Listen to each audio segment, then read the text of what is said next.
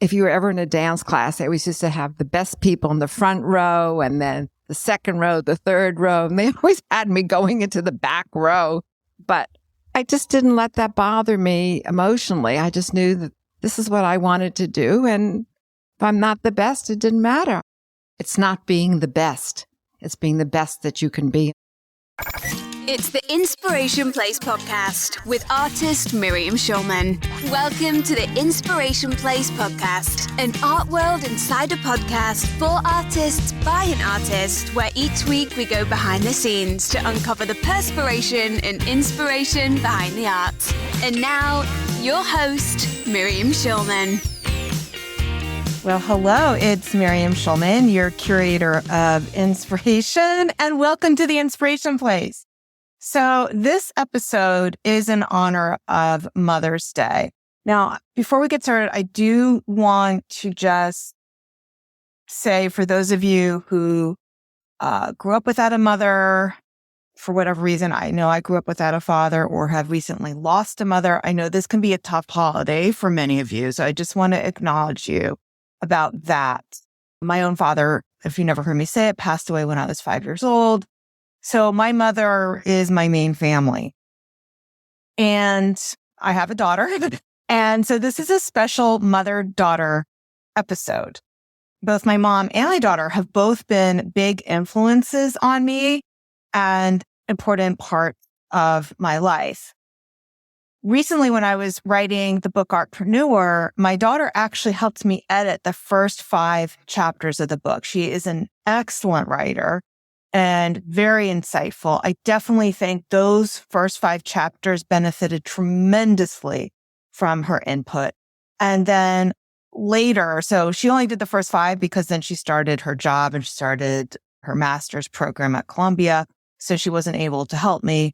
And I did hire, many of you know, a book editor to help me. Yes, it was a traditionally published book, but you don't quite get as much hand-holding as maybe book authors have gotten in years past. Plus, it never hurts to have an additional editor, especially somebody like me who my trade that I've worked on has not always been writing. So it definitely helped me to hire outside help. So I used Candace L. Davis to help me with the editing process for the rest of the book.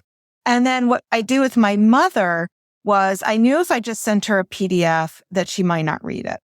So what I did was for every chapter, I copied each chapter into an email and I would send it to her, the email. So I pasted it into the email and I didn't send her the next chapter until I knew that she read the previous chapter.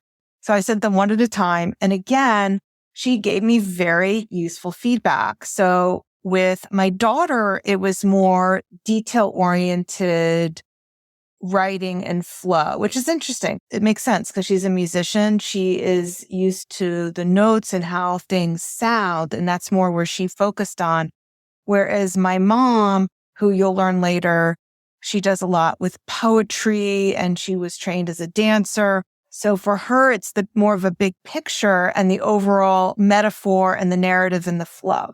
So she was very helpful in helping me see where I might be interrupting my point by making a side story. So both of them gave me very useful feedback in the book. So for this episode, we're not talking about my book. I recorded both of them separately and I'm going to bring them in a moment. For my daughter, she and I recorded over Zoom. My mom came to my apartment and I just passed the microphone back and forth. But there were some themes that definitely emerged from both of these interviews. And interviews is kind of a loose way of putting this.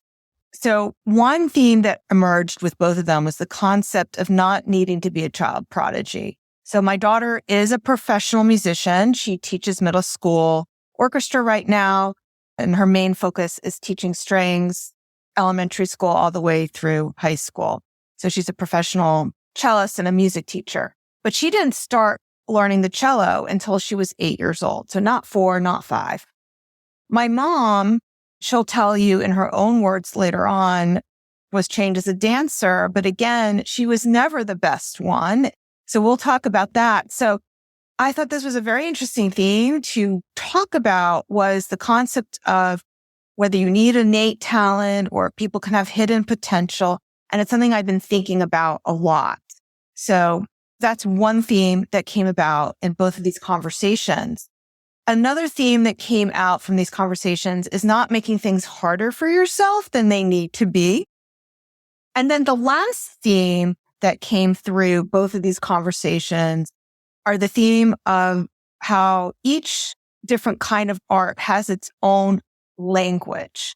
So most of us who listen to this podcast are visual artists. I know not everybody, but visual art has its own language. My daughter shared music has its own language. My mom talks in the language of poetry and metaphors. So that was another theme that kind of emerged from both of these conversations, are the different languages that you need in your art. All right. So we're going to get into those conversations in just a moment, but first, these words. I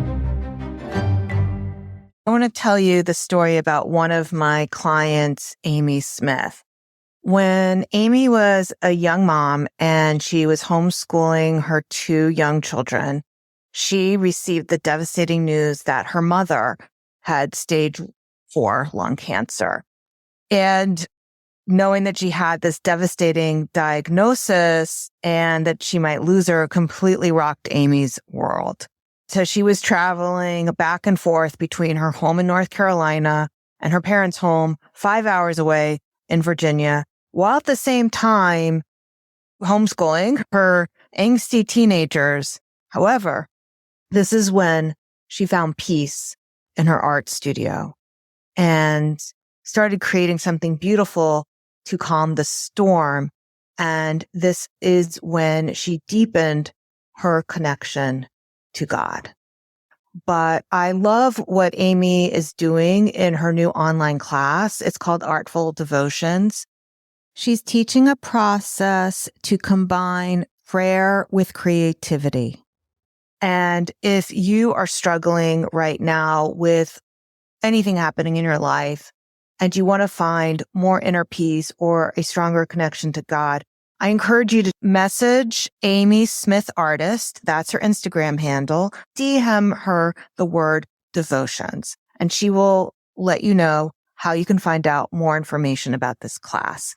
And now let's get back to the show. Now in the studio, I have my daughter, Talia Schulman. Welcome to the Inspiration Place, Talia. Thank you. So let's start off, since it is the Inspiration Place, let's talk about how you get inspired. How I get inspired as a musician, I definitely get inspired listening to other people's recordings. I'm a cellist, so if I listen to other people's versions of pieces that I like or a piece that I'm working on at the moment, that will inspire me to practice. But I also am an amateur artist, I like to call myself. So if I feel like doing art, or if I'm trying to get inspiration to do art, I would get it mostly from seeing other people's art if I'm at a museum, or just looking around and seeing the pictures and then thinking of things I can do. Who's your favorite musician? Oh, that's asking me. It's what's your favorite ice cream flavor? I was just about to say my favorite ice cream flavor. I guess I have a few. Yeah, name a few. One of my favorite cellists is Elisa Weilerstein, because I like her sound and I like her interpretation of the more romantic works, particularly her Elgar cello concerto. And I also like Yo-Yo Ma. You can't go wrong, because everything he's done, he just gives it a voice. But I also really like who was it? Shoot, there's so many others. Jacqueline Dupre. Jacqueline Dupre is one, but there's I can't think of J.Q. Mason. Yeah, I can't think of one that's a top. If I had to put them in the 3rd place, the 4th place, the 5th place, and I'm just kind of naming off the top of my head. I admire a lot of different musicians. Those are all cellists, but But you do like to listen on the radio to non-classical music, right? I do. I actually, when I drive, I have a hard time listening to classical music because I find it's very slow often, or even, I mean, there are some more upbeat pieces, but I feel like I need just a different genre, different vibrations when I'm on the move. I tend to listen to a lot of like old school 80s pop, 80s rock. I have like a favorite radio station that I just have on repeat. Tell us a little bit about your music teaching philosophy. So I believe in teaching sound before sight when I teach. So I teach instrumental music primarily. I think that it's important for students to develop a foundation on the instrument, getting them set up with the proper technique and developing good posture and playing position before really worrying about tackling the music of the literacy portion of actually reading notes and learning how to interpret that. So when I've worked with beginner students, I think it's important to have them doing everything orally, at least in the first few months before you start to teach them how to read. And by that time, they already understand the basic positions and the fundamentals of like the fingerings and how to hold the bow. So once they're over that hump, just transferring the knowledge that they already have and connecting it with what they see.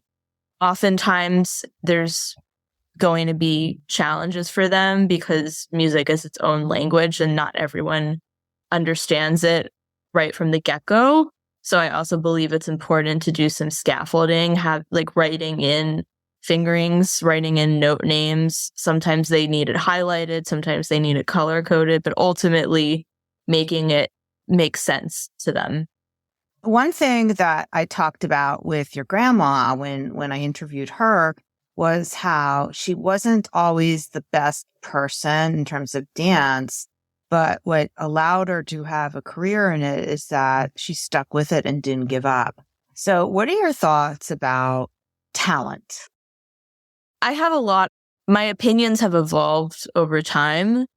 I think that it's great to start at a young age, but I also think that sometimes not every child is emotionally and physically ready.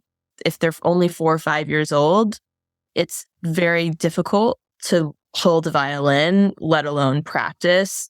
Do you think the Suzuki method kind of has some built-in bias towards wealthier families who can have the luxury of time to do something like that? I think so. However, I think that it's important for us as music educators to break those barriers. And I think that's why the public school is a wonderful way for students to get their feet wet. Usually in about 3rd, 4th grade is when school music programs will start including instrumental music as opposed to just having general music. So they have students who are on free and reduced lunch. And that's the case like in K to 12. There's pockets of students in that district that are on free and reduced lunch. So those students are actually eligible to use a school-owned instrument as part of their instrumental music program, as long as financially they meet the requirements for that. They are able to use their instruments and their instruments only for the duration of the year. They do have to return it at the end of the year so that it can be like repaired over the summer, whatever maintenance it needs, but they're given that opportunity just like any other kid. So that way, anyone who wants to be in the program is eligible to be in the program regardless of the economics. That's beautiful. All right. And then as a teacher, can you share a specific story about any student who they were personally fulfilled by learning music education? Oh God, I have a few. The one I'll share is the one that I told you about with the student I had last year who she was an 8th grader in my orchestra. She was graduating at the end of the year and she wrote me a very nice thank you note. And she told me that she had a lot of fun in orchestra that year and that she made a lot of friends from it. And she said, I actually was going to quit and I forgot to tell the school to switch me out of orchestra in my schedule. And I'm so glad that I didn't because this year was truly unforgettable. I love that.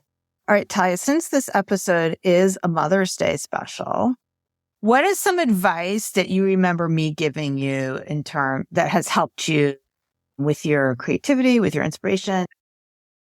It makes me cringe to this day, but I think the advice of picking the easy project, because for reference, in my home ec class in middle school, we had to sew a pillow of any design from like a design book. And I chose one that was like a little more intermediate, maybe advanced. And it took me several weeks to complete it. And can we describe it? Because I think people it was like it's a lava lamp, right? It was a lava lamp with like 5 pieces of felt and fabric layout. But there were other options that were easier. Like there was a smiley face that had only 3 pieces of felt. So you told me next time you have a project, pick the easy project. So you're still reminding me that. Yeah, I sometimes need to be reminded of that too. Like today when I was on with my business coach, Felicia, we had a situation where I wasn't picking the easy project. She's like, why would you want to do this when this other thing over here is so much easier and makes you just as much money? So I was like, oh, I'm picking the lava lamp instead of the smiley face pillow. Yeah. Yeah. That's good advice. I do tell my students that too. My clients, like, you don't always get extra credit for making it harder for yourself. So you might as well pick the easy way.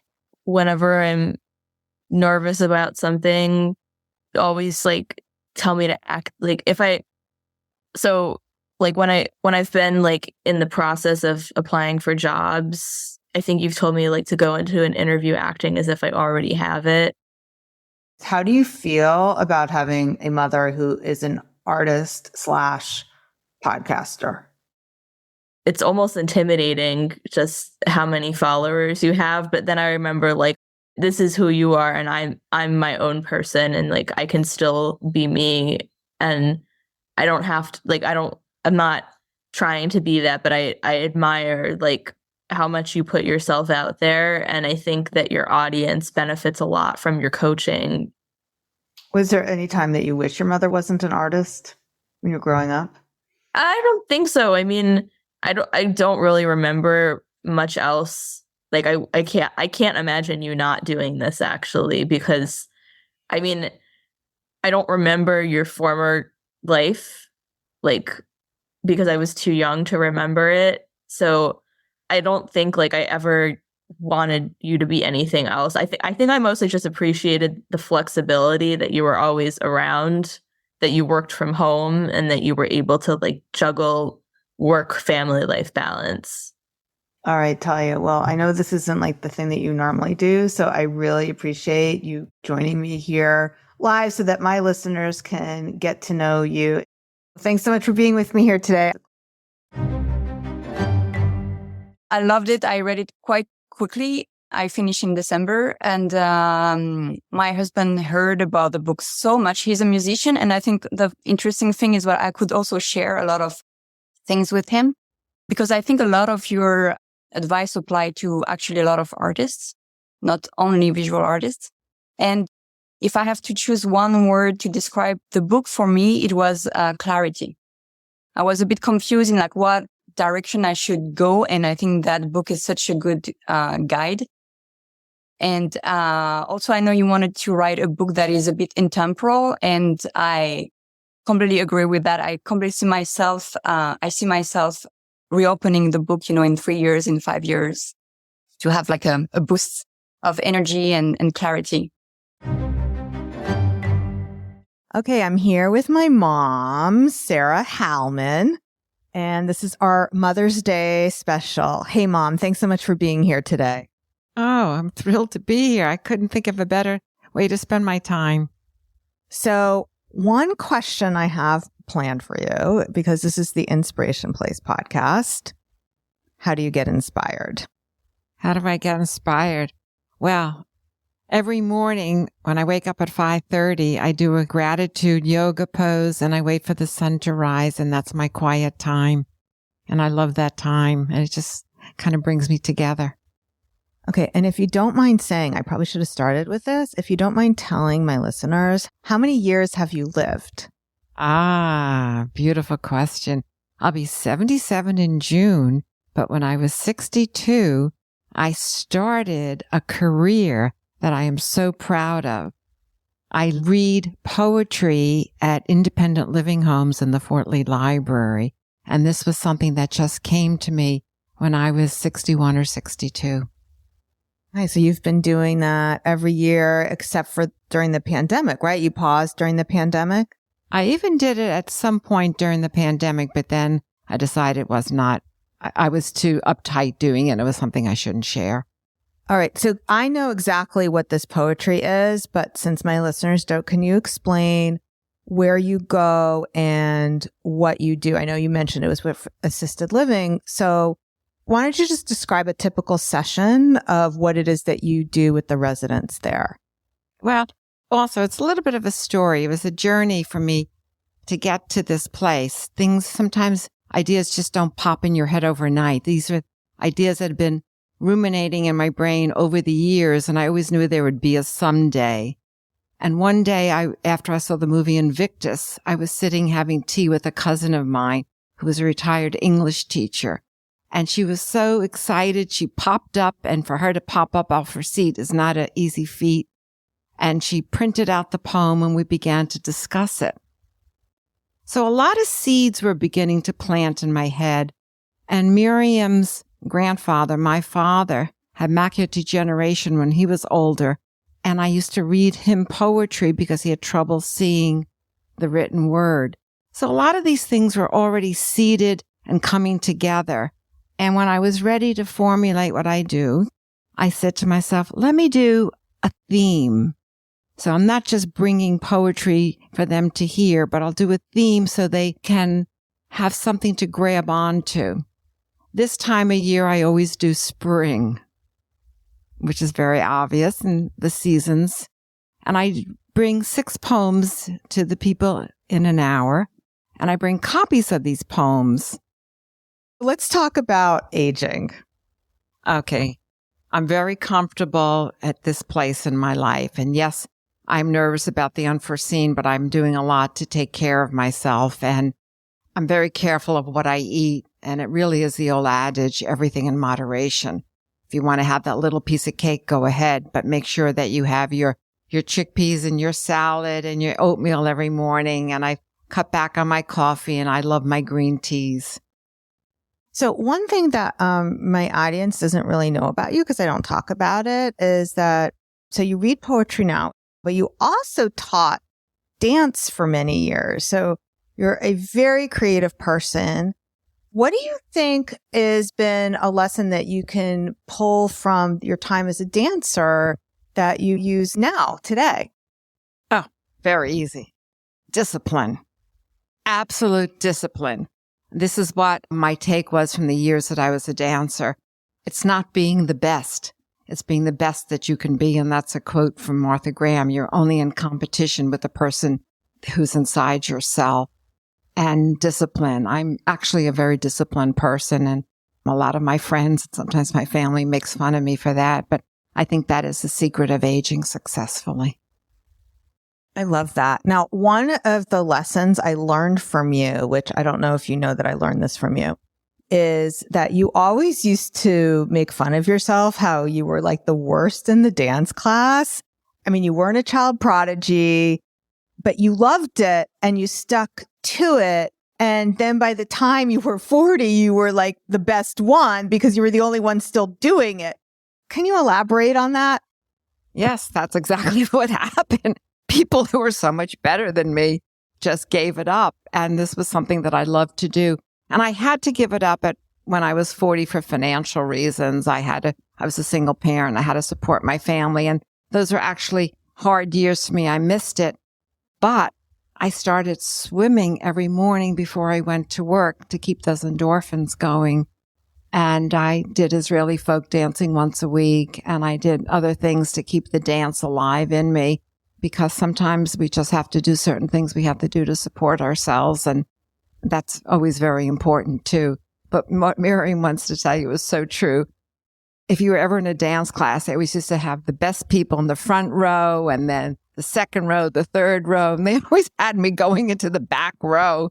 And there were some times I was almost even out of the room, but I just didn't let that bother me emotionally. I just knew that this is what I wanted to do. And if I'm not the best, it didn't matter.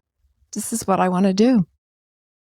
Yeah, there's a lot of studies that have come out how character and grit and determination and creativity all matter much more than innate talent. So that's an important message for a lot of artists, especially for those in my audience who are, this is their second act or maybe even a third act in their life. So we're all going to live many lives, some of them our own. And I don't mean that as reincarnation. I mean that as you live many lives in your own lifetime. My mom is like waving her hands. Go ahead. All right. So I have a quote from one of my favorite poets, Stanley Kunith. And the poem is called The Layers. I've walked through many lives, some of them my own. Okay. I knew that was a quote, and I asked the robots because I quoted the other night. I went to my Dartmouth reunion in New York City, and I found myself saying, I've lived many lives, some of them my own. And then I went to ChatGPT and I asked the robots, what poem is this from? And ChatGPT did not know what poem it was from, but now I remember where I read it from. It was from the Stanley Kunith poem. I love that quote. I love that quote. It stuck with me. That's why the work that you do with the residents is just so important. When I come to a class and all these people are new to me and I'm new to them, that is one of the first lines that I say to them. I want them to know that I've been vulnerable and now I'm strong, and they can be strong too. And it's a very important message. I've walked through many lives, some of them my own, that you're always who you are, even though you've not always done what you've wanted to do, but your integrity remains the same. All right, Mom. Thank you so much for bravely joining me on this podcast today. I wish everyone could see what you look like, because my mom, so funny, she took off her glasses to talk into the microphone, but we're not using any video. My mom looks beautiful, and we're going to go enjoy our lunch, and we hope that you have a beautiful day too. So I will see you the same place, same time next week. Think of your mother today, because we're not all mothers, but we have all had a mother. So until next time, stay inspired. Bye for now. Thank you for listening to the Inspiration Place podcast. Connect with us on Facebook at facebook.com/SchulmanArt, on Instagram @SchulmanArt, and of course on schulmanart.com.